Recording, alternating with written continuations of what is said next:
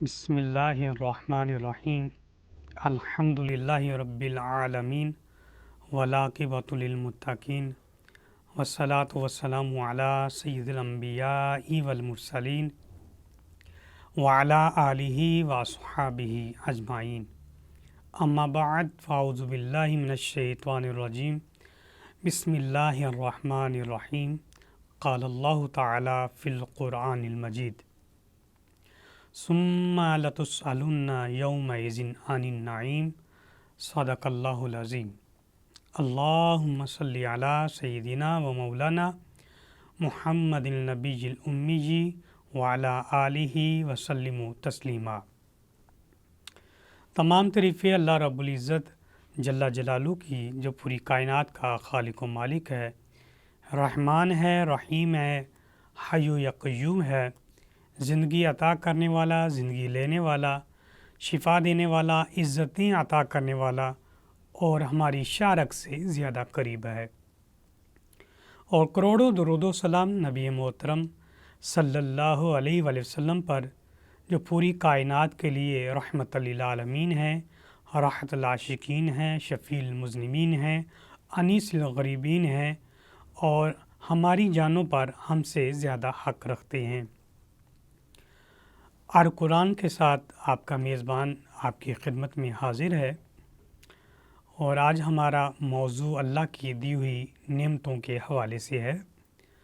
اللہ رب العزت جل جلالہ نے قرآن پاک سورہ تکاثر کی آیت نمبر 8 کے اندر ارشاد فرمایا، ثم لتسألن یومئذ عن النعیم، اور پھر تم سے ضرور برضرور سوال کیا جائے گا، کوشچن کیا جائے گا جو بھی اللہ تعالیٰ نے تم کو نعمتیں عطا کی ہیں۔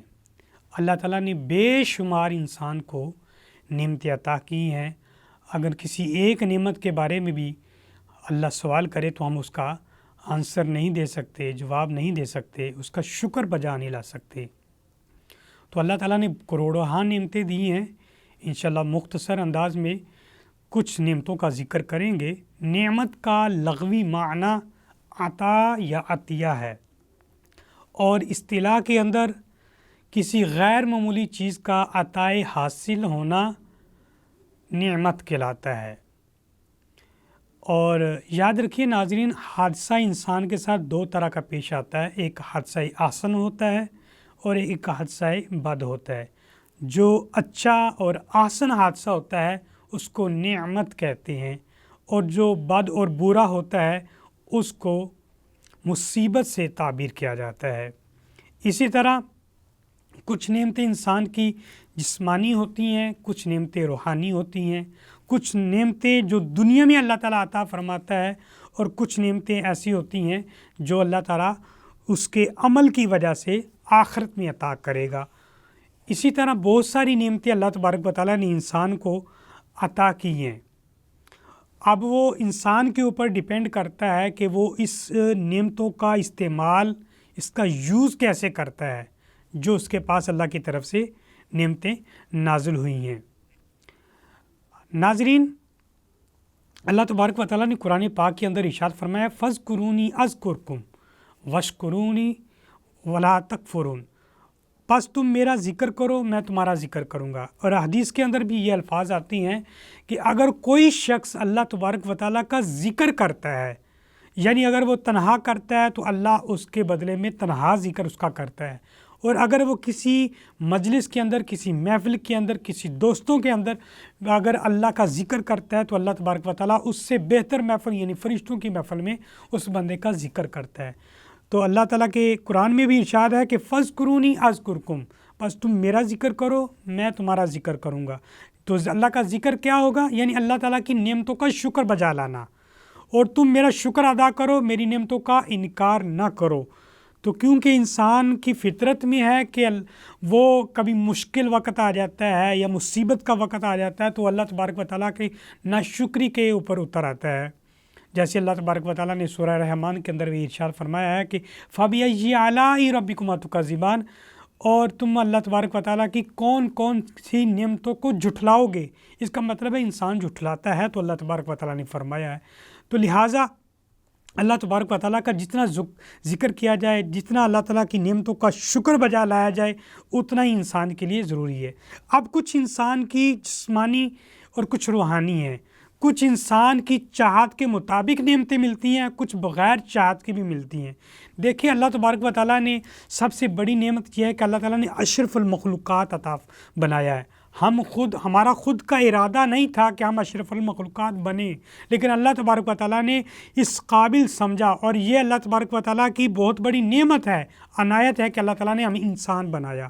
پھر اللہ تبارک و تعالیٰ کی نعمت ہے کہ صحیح سلامت پورے اعضاء اللہ تعالیٰ نے ہمیں دی ہیں۔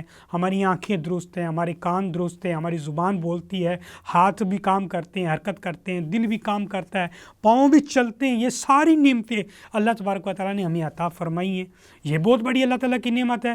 اسی طرح اللہ تبارک و تعالیٰ نے انسان بنایا، ساتھ مسلمان بنایا، یعنی کہ نبی اکرم صلی اللہ علیہ وآلہ وسلم کا امتی بننا یہ بہت بڑی سعادت مندی ہے۔ ہمیں احادیث ملتی ہیں کہ حضرت موسیٰ علیہ السلام خود اللہ تعالیٰ سے یہ ڈیمانڈ کرتے تھے کہ وہ امت جس کے عمل کرنے کا بھی ارادہ ہوتا ہے تو اللہ تعالیٰ اس کو اجر عطا کر دیتا ہے، تو وہ امت مجھ کو عطا کر دے، یعنی اس امت کی ڈیمانڈ حضرت موسیٰ علیہ السلام خود فرماتے ہیں۔ تو یہ بہت بڑی نعمت ہے کہ اللہ تعالیٰ نے ہمیں مسلمان بنایا اور نبی اکرم صلی اللہ علیہ وسلم کا امتی بنایا اس دنیا کے اندر۔ یہ بہت بڑی نعمت ہے۔ اور اس کے علاوہ اگر دیکھیں تو ہمیں اللہ تبارک و تعالیٰ نے پیرنٹس دیے ہیں، والدین بہت بڑی نعمت ہے، بہن بھائی دیے ہیں، یہ بہت بڑی نعمت ہے۔ ہمیں معاشرے کے اندر علم عطا کیا ہے، یہ بھی بہت بڑی نعمت ہے۔ رزق عطا کرتا ہے، بہت بڑی نعمت ہے۔ سانس آتا ہے جاتا ہے، یہ بھی ایک بہت بڑی نعمت ہے۔ اسی طرح روشنی آنکھوں کی ہے، یہ بڑی نعمت ہے۔ کانوں کی سماعت بڑی نعمت ہے، زبان کا بولنا بڑی نعمت ہے، ہاتھوں کا چلنا بڑی نعمت۔ یہ ساری کی ساری اللہ تبارک و تعالیٰ نے جو ہمیں صرف جو ہماری جسم کے ساتھ اٹیچ ہیں، یہ بھی بہت بڑی نعمتیں ہیں۔ اور کچھ روحانی نعمتیں ہیں جو اخروی یعنی مقامات میں اگر ہم اچھے عمل کریں گے، اللہ کے احکامات کے مطابق زندگی گزاریں گے، قرآن کے مطابق ہو کر اپنی زندگی گزاریں گے، اور رسول اللہ کے اسوہ حسنہ کے مطابق اگر اپنی لائف کو گزاریں گے، اور جو اصحاب ہیں اور جو اہل بیت ہیں ان کی بتائی ہوئی تعلیمات کے مطابق اپنی زندگی کو ڈھالیں گے، تو یقیناً اللہ تعالیٰ ہمیں آخرت میں جنت عطا کرے گا۔ وہاں پہ کوثر پہ پانی بھی ملے گا ہمیں، وہ جنت کے پھل بھی ملیں گے ہمیں، اور جنت کے باغات سے بھی ہمیں نوازا جائے گا، اور اللہ تبارک و تعالیٰ کا قرب بھی ملے گا، اللہ کی زیارت بھی ملے گی۔ یہ اللہ تبارک و تعالیٰ بڑی نعمت عطا فرمائے گا۔ تو اس کے لیے کرنا کیا ہے؟ اللہ تبارک و تعالیٰ کی نعمتوں کا شکر بجا لانا ہے، اور اس کا صحیح طریقے سے اس کا استعمال کرنا ہے، اس کا اور غلط طریقہ اس کے اوپر یوز نہیں کرنا۔ یاد رکھیے حضرت امام غزالی رحمۃ اللہ علیہ فرماتی ہیں کہ ایک شخص ہے حضرت موسیٰ علیہ السلام کی بارگاہ میں حاضر ہوا، کہنے لگا کہ میرے پاس اللہ تعالیٰ نے بہت زیادہ نعمتیں عطا کی ہیں، مال و متاع میرے پاس زیادہ ہے، مویشی میرے پاس زیادہ ہے، یعنی دنیا کی ہر نعمت میرے پاس ہے۔ میں چاہتا ہوں کہ اتنی نعمت ہو جتنا میں استعمال کر سکوں، جتنی میری ضرورت ہے، کیونکہ زیادہ ایکسٹرا جتنا ہوگا اس کا حساب بھی اتنا دینا پڑے گا۔ اس کا ظاہری بات ہے ہر چیز کا سوال ہوگا۔ اگر کسی کے پاس مال زیادہ ہے تو وہ اس کا حساب سے زیادہ دے گا۔ اس لیے نبی اکرم صلی اللہ علیہ وآلہ وسلم نے بھی ارشاد فرمایا کہ جنت میں جو لوگ جائیں گے وہ زیادہ غریب لوگ جائیں گے، وہ کثرت سے جو پہلے جنت میں داخل ہوں گے وہ غریب ہوں گے، کیونکہ مال کی وجہ سے ان کے پاس مال کم تھا، تو اس وجہ سے اللہ تبارک و تعالیٰ ان کا حساب بھی کم ہوگا، تو وہ جنت میں جلدی داخل ہو جائیں گے۔ تو اس نے عرض کی کہ موسیٰ علیہ السلام میرے لیے اللہ تعالیٰ سے یہ دعا کریں، اپیل کریں کہ اللہ تعالیٰ مجھے اتنا دے جتنی میری ضرورت ہے، کیونکہ ایکسٹرا ہوگا تو حساب دینا پڑے گا۔ تو آپ نے فرمایا چلو ٹھیک ہے، میں تیرے سوال کا جواب لے کے آتا ہوں۔ آپ آگے کے ایک شخص اور ہے جس کے پاس پہننے کو کچھ نہیں تھا، صرف جو ہے وہ صدر ڈھانپا ہوا تھا۔ اس نے بھی عرض کی کہ میرے پاس کچھ بھی نہیں ہے، تو میرا بھی آپ اللہ تعالیٰ سے التجا کرنا۔ تو دونوں کا سوال اللہ کی بارگاہ میں پیش کیا اور عرض کی یا اللہ پروردگار یہ سوال کرتے ہیں، ایک کے پاس بہت زیادہ ہے، ایک کے پاس کچھ نہیں ہے، تو اس کے بارے میں کیا فرمان ہے؟ اللہ تعالیٰ فرماتے ہیں کہ جس کے پاس کچھ نہیں ہے اس کو کوئی شکر چھوڑ دے، اور جس کے پاس کچھ بھی نہیں ہے اس کو کہے کہ وہ شکر کرنا شروع کر دے۔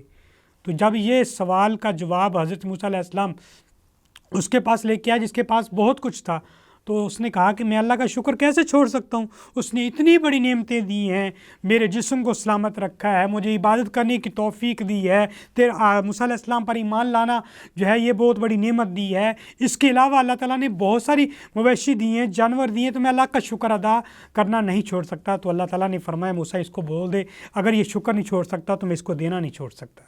اسی طرح پھر دوسرے بندے کے پاس حاضر ہوئے تو کہا کہ تو اللہ کا شکر ادا کر۔ اس نے آگے سے تکبر کرتے ہوئے یا غرور کرتے ہوئے یا وہ بدتمیزی انداز سے کرتے ہوئے کہا کہ مجھے اللہ تعالیٰ نے کچھ دیا ہی نہیں ہے تو میں شکر کس چیز کا کروں، حالانکہ اس کے پاس سلامت جسم تھا، اس کا شکر ادا کر لیتا۔ تو اللہ تعالیٰ نے فرمایا جو شکر نہیں کرتا اللہ تعالیٰ اس کو ایسے ہی رکھتا ہے۔ تو لہٰذا یہ بھی ایک اللہ تبارک و تعالیٰ کی رول قانون کے اندر ہے، وہ کہتا ہے کہ مجھ سے مانگو، مجھ سے طلب کرو، مجھ سے چاہو، مجھ سے گڑ گڑاؤ۔ دیکھیں ایک ہمیں ضرورت پڑی ہو اور کوئی بندہ دینے والا ہو تو ہم اس کے پاس چلے جاتے ہیں، خود چل کے بھی جاتے ہیں، گڑ گڑاتے بھی ہیں، اپیل بھی کرتے ہیں اور التجائیں بھی کرتے ہیں، حالانکہ وہ دنیا دار بندہ ہے۔ اور اگر اللہ کے پاس جو پوری کائنات کا پروردگار ہے اس کے پاس ہم نہیں جاتے، کبھی ہم رات کی تنہائی میں بیٹھ کر اللہ سے سچے دل سے توبہ کرتے ہوئے اللہ سے مانگے تو یقینا اللہ تبارک و تعالیٰ ضرور عطا فرمائے گا۔ تو لہٰذا اس لیے وہ علامہ اقبال بھی فرماتے ہیں کہ ایک سجدہ جسے تو گراں سمجھتا ہے 1000 سجدوں سے دیتا ہے آدمی کو نجات۔ جب اللہ تعالیٰ کی بارگاہ سے انسان ہٹتا ہے تو پھر وہ در بدر پھرتا ہے، جب اللہ تعالیٰ کی بارگاہ میں اللہ کے شکر کو بجا لاتا ہے تو اللہ تبارک و تعالیٰ بھی اسے 1000 نعمتیں سے عطا فرما دیتا ہے۔ اسی طرح اللہ تبارک و تعالیٰ نے ہمیں اگر جسم کی طرف ہم دیکھیں اپنے تو وہ بڑی نعمتیں ہیں۔ آنکھ اللہ تعالیٰ نے دی ہے، اس کے اندر اللہ تعالیٰ نے جو لینز لگایا ہے وہ اتنا پاورفل ہے، تو دنیا یہاں پہ کھڑا ہوا اللہ تعالیٰ وہ چاند کو دیکھ لیتا ہے، انسان یہاں پہ کھڑا ہوا ہے اور وہ چاند کو دیکھ رہا ہے، سورج کو دیکھ رہا ہے، ستاروں کو دیکھ رہا ہے، اس کے علاوہ وہ اس کے سامنے بالکل واضح طور پر چیزیں سامنے نظر آ رہی ہیں۔ یہ اللہ تبارک و تعالیٰ کی نعمت ہے۔ اور بہترین آنکھ کے بارے میں نبی اکرم صلی اللہ علیہ وسلم نے ارشاد فرمایا ہے کہ بہترین انسان کی آنکھ وہ آنکھ ہے جو اللہ کے خوف سے ہمیشہ ڈرتی رہے، اور اگر کوئی گنہگار ہے اور وہ گناہ کرنے کے بعد توبہ کرتا ہے اور وہ توبہ کرتے ہوئے گڑ گڑاتا ہے، گڑ گڑانے کے بعد اس کی آنکھوں سے ایک آنسو کا چھوٹا سا قطرہ، یہاں تک کہ حدیث کے اندر آتا ہے کہ سوئی کے نکے کے برابر بھی اگر قطرہ اس کی آنکھ سے آ جاتا ہے تو اس کی پاور اتنی زیادہ ہے کہ جہنم کی آگ جو اس کے لیے جلائی گئی تھی اس کے گناہوں کی وجہ سے اللہ تعالیٰ اس کو بجھا دیتا ہے۔ تو بہترین آنکھ وہ ہے جو اللہ کے خوف سے روتی ہو۔ تو یہ اللہ تعالیٰ نے جو نعمت دی ہے اس کا شکر بجا نہیں لا سکتے۔ ایک آدمی حدیث کے اندر الفاظ آتے ہیں وہ 50 سال لگاتار اللہ تعالیٰ کی عبادت کرتا ہے، جب اللہ تعالیٰ کی بارگاہ میں حاضر ہوگا تو اللہ تبارک و تعالیٰ اس کو فرمائے کہ فلان داخل فی الجنہ، کہ فلاں بندے کو داخل کر دیا جائے جنت میں برحمتی، میری رحمت کے ذریعے سے۔ تو جب یہ بات ہوگی تو وہ آگے سے آبجیکشن لگاتے ہوئے یہ کہے گا بل لا بعملی کا، نہیں بلکہ میرے عمل کی وجہ سے، جو میں نے 50 سال تیری عبادت کی ہے، تیرے لیے کھڑا رہا ہوں، تیرے لیے قیام کیا ہے، رکوع کیا ہے، سجدے کیے، روزہ رکھا ہے، اس کی بنا پر مجھے جنت دی جائے۔ اللہ تبارک و تعالیٰ پھر فرمائے گا کہ برحمتی برحمتی، 3 دفعہ جب تذکرہ ہو جائے گا تو اللہ تبارک و تعالیٰ اس کو سامنے کھڑا کرے گا اور اس سے پوچھے گا کہ ہاں تو اب سجدہ کرتا ہے، تو قیام کرتا رہا ہے، تو رکوع کرتا رہا ہے، تو یہ بھی تو میری توفیق سے، اگر تمہارے پاس ٹانگیں نہ ہوتی تو کھڑا کیسے ہوتا، تو رکوع کیسے کرتا، اگر میں تمہیں صحیح سلامت سر نہ دیتا تو میری بارگاہ میں جھکتا کیسے، اگر میں تجھے زبان نہ دیتا تو میرا ذکر کیسے کر پاتا۔ تو یہ ساری نعمتیں جب اللہ تعالیٰ کی ہیں تو ذکر بھی اسی کا کر کے ہم کوئی احسان نہیں کر سکتے، ہاں اس کو راضی کرنے کا ایک ذریعہ بن سکتا ہے۔ تو اس اعتبار سے دیکھا جائے اللہ تعالیٰ نے یہ آنکھ کی جو نعمت عطا فرمائی ہے یہ بہت بڑی نعمت ہے، اس کا شکر بجا لانا چاہیے۔ اسی طرح نبی اکرم صلی اللہ علیہ وسلم نے فرمایا کہ بہترین زبان، فرمایا کہ خیرکم من سالمہ مسلم من لسانی و یدی، تم میں سے بہترین مسلمان وہ ہے جس کی زبان اور جس کے ہاتھ سے دوسرا بندہ محفوظ رہے۔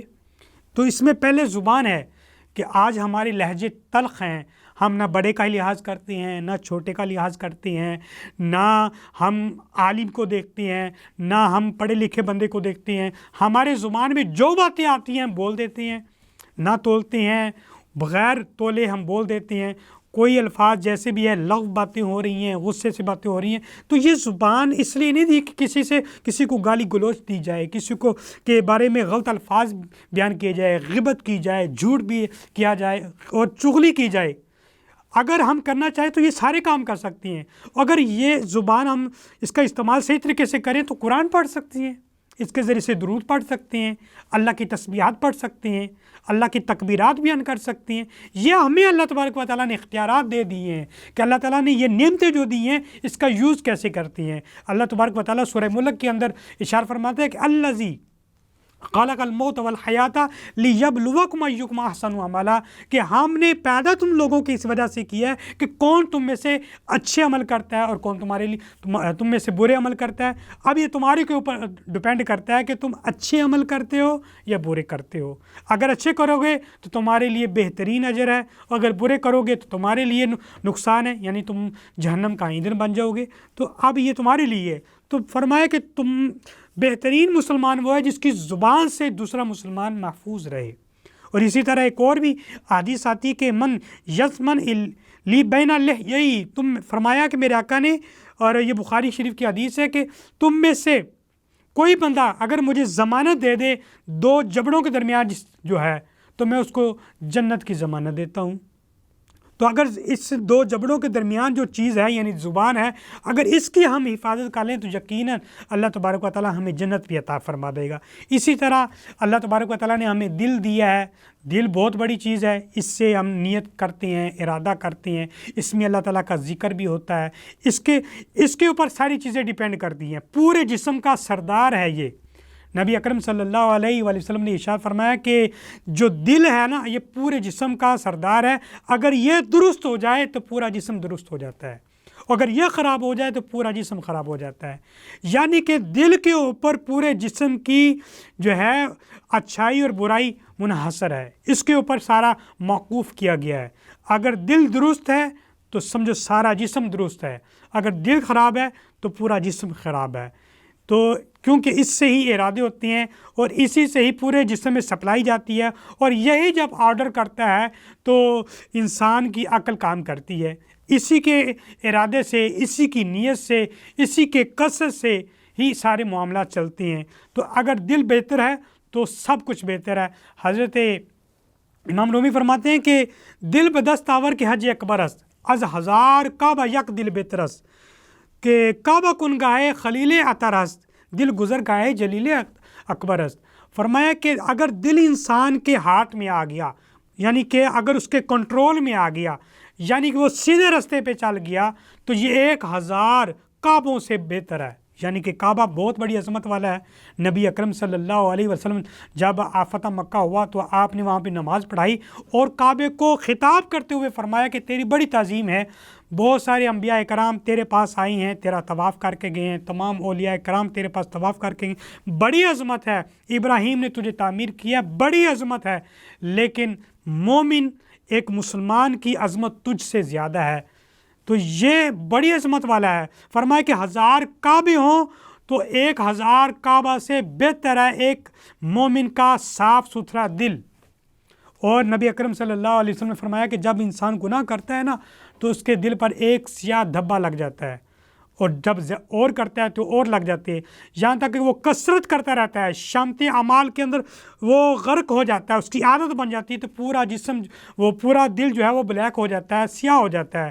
اب اس کو اچھائی یعنی کہ قرآن کی باتیں یا حدیث کی باتیں یا اچھائی کی باتیں اچھی نہیں لگتی ہیں، تو اس لیے دیکھتے ہیں بہت سارے لوگ جو ظالم پہ ظالم ہو جاتے ہیں وہ اس وجہ سے ہوتے ہیں کہ وہ گناہوں کے سبب ان کے دل کالے ہو جاتے ہیں۔ تو اللہ تعالیٰ کی بارگاہ میں دعا کریں کہ اللہ تبارک و تعالیٰ ہمارے دل کو منور کرے، ایمان کی دولت سے منور کرے، اور ہمیں اسی حالت میں دنیا سے ہمیں رخصت کرے۔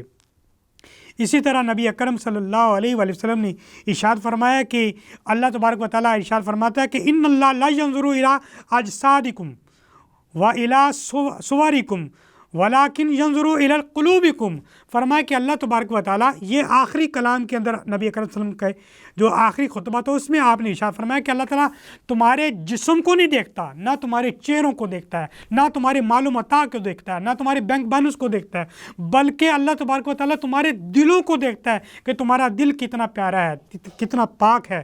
تو اسی طرح ہم کو چاہیے کہ اللہ تبارک و تعالیٰ کی یہ جو نعمتیں ہیں، اللہ تبارک و تعالیٰ کی یہ جو اللہ تعالیٰ نے ہمیں عطا کی ہیں، اس کا صحیح استعمال کریں اور اللہ تبارک و تعالیٰ کے شکر کو بجا لاتے ہوئے ہم دنیا سے رخصت ہوں۔ اللہ تعالیٰ کی بارگاہ میں دعا ہے اللہ تعالیٰ عمل کی توفیق عطا فرمائے۔ وآخر دعوانا ان الحمد للہ رب العالمین۔